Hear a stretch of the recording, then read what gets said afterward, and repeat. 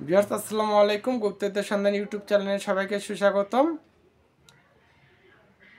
তো মানুষের পেটের ভিতর থেকে ওষুধ বাহির করা, তো এই শিক্ষাটা জিন দিয়েছে। এটা জিনের মাধ্যমে শিক্ষা নেওয়া। তো এটা হলো আমাদের গ্রাম অঞ্চলে বলা হয় উপুত ন্যাংরা, এবং বই পুস্তকে বলা হয় আপাং গাছ। আপাং গাছের পাতা সবুজ প্রকারও আছে, লাল প্রকার আছে, হলেও হবে। তো এই শনিবার মঙ্গলবার দিন আপাং গাছ আপনারা একটানে তুলে নিয়ে আসবেন। নিয়ে আসার পর 1 আঙ্গুল পরিমাণ লাল সুতা দিয়ে বেঁধবেন। বাঁধার পর বাঁধার পর ওই সুতাটা এই কপাল বরাবর যেন ওই গাছটা থাকে, এবং পেছনে গিট্টু দিয়ে দিবেন,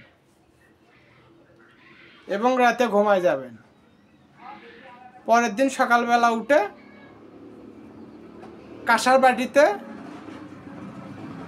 ওই যে গাছটা এরকম নখের চিপায় রাখবেন। রাখার পর ওই হাতটা কাঁসার বাটিতে রাখবেন।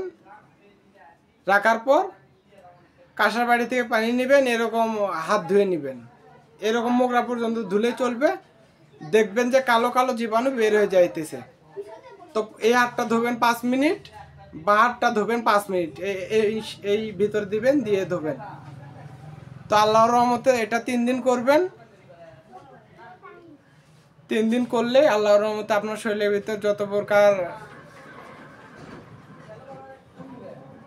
ওই তাবিজ কবচ আছে, সমস্ত শরীরের ভিতর যা কিছু খাওয়ানো আছে সমস্ত কিছু বেরিয়ে আসবে ইনশাআল্লাহ। পরীক্ষিত বিদ্যা। আসসালামু আলাইকুম।